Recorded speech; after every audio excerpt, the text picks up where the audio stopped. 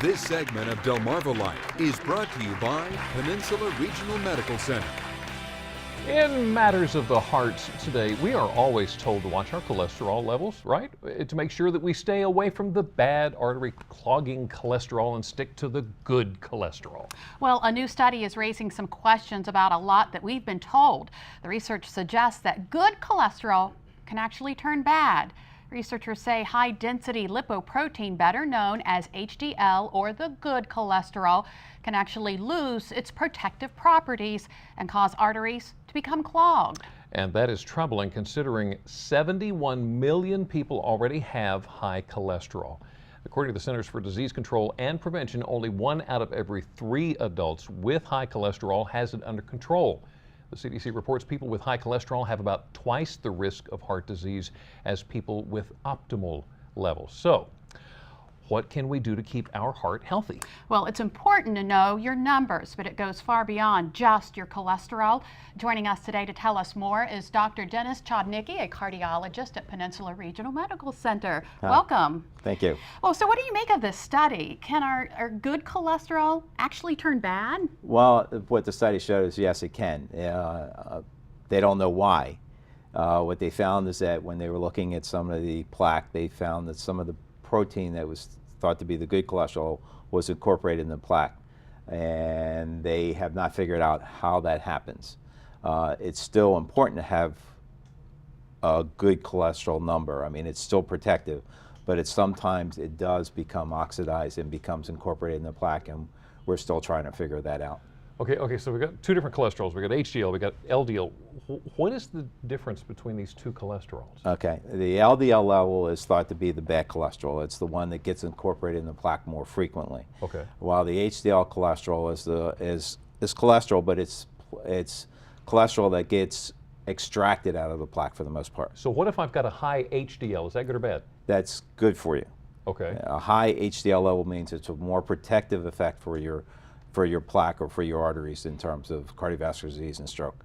And what a lot of people don't realize is we actually need cholesterol in our bodies. That's correct. Cholesterol by itself is just a fatty substance.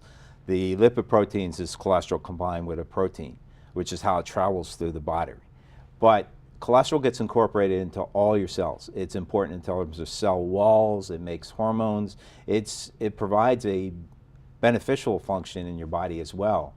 It's just that when we have too much and when it gets incorporated into the plaque, that it becomes a bad thing. That's when we start having disease processes. Okay, so you're talking plaque.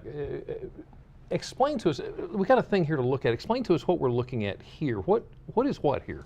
Well, what you're seeing here is a picture of a normal artery on the left and a diseased artery, a narrowing artery on the right.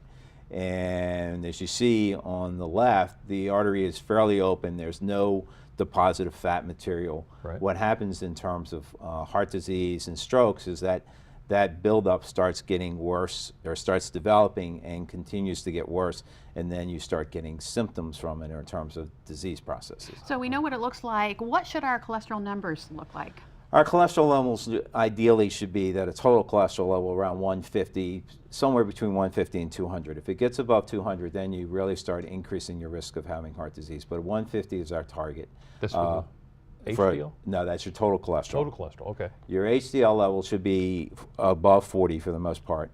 And then your LDL level, we say acceptable for 130, and then they say 130, 170 are the 3 categories. If you're fairly healthy, 130 is acceptable. If you have risk factors for heart disease, we try to get it around 100. If you've had any cardiovascular event, stroke, heart attack, needing a stent, coronary bypass surgery, we shoot for the number of 70. So if my numbers are not what they should be, will my body tell me that? Unfortunately, no. Hyperlipidemia or cholesterol level, you have no symptoms. It would be great if you could go to the refrigerator and you eat something bad and you get sick from it, and because your cholesterol level is too high. It doesn't happen until you start getting a disease process in terms of that becomes significant. You really don't know unless you've had your blood checked of whether you're at risk or not. And that's how you diagnose it? That's how you diagnose it. It's strictly a blood test, and that's how you figure out whether you have high cholesterol or not. Okay, so we're talking blood tests. Blood pressure is another important number, isn't it? Yes. Tell us about that. Well, blood pressure is basically, if you have if it's in normal range, you're fine. But hypertension also leads to cardiovascular disease, leads to stroke. The recent JCH guidelines have just changed a little bit. It's that at age 60, your blood pressure should be less than 150/90. If you're under the age 60, we shoot for less than 140/90. Okay, we got, as a matter of fact, Brian Spiros had his blood pressure checked to see how things were looking. Now, 1 in 3 adults have blood pressure problems? 1 in 3 people have hypertension disorder, yes. And not everybody's controlling it? Not everybody's controlling it, that's correct. So what would be good numbers? Good numbers would be, like I said, for most persons, anything under 140/90. Right. Ideally, your blood pressure should be 120/80, but if you can keep it in the under 140, you're doing a reasonable job. Now, you talked about living a healthy lifestyle to have good cholesterol. The same goes with blood pressure as well? It really goes for the same thing. I mean, type of diet's the same. I mean, it's low fats, more fruits, vegetables. Watching your salt intake is really important for hypertension. Any of those things will help in terms of hypertension as well as coronary artery disease or stroke.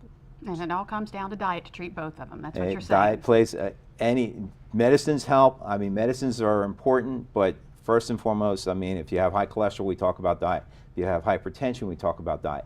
Then after diet, if those things don't change, then we add medications in terms of trying to make the effect. But there's no magic pill that does it all for us. There is no magic pill that does it all. There's not one pill that takes care of hypertension, hyperlipidemia, and all that, no.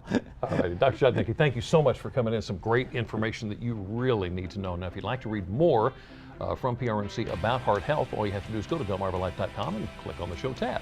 So, now that we know where to keep our numbers for optimal heart health, how about we learn what to look for in our spice rack? Up next on Delmarva Life, there are actually spices and flavor enhancers that are good for the heart. We'll find out which ones. Plus, you may soon see new warnings on sodas and other beverages. What color additive has been linked to cancer in animals? And while we're talking health and food, perhaps you've considered switching to organic produce. Well, Dr. Oz has some advice. Hi, I'm Dr. Oz. Buying organic produce lowers your pesticide intake, but it can be expensive. So here's how to maximize value. If you don't eat the skin, you can buy conventional. But foods like celery, apples, and berries with their large surface areas translate into more opportunity for toxins. So they're gonna have to be organic.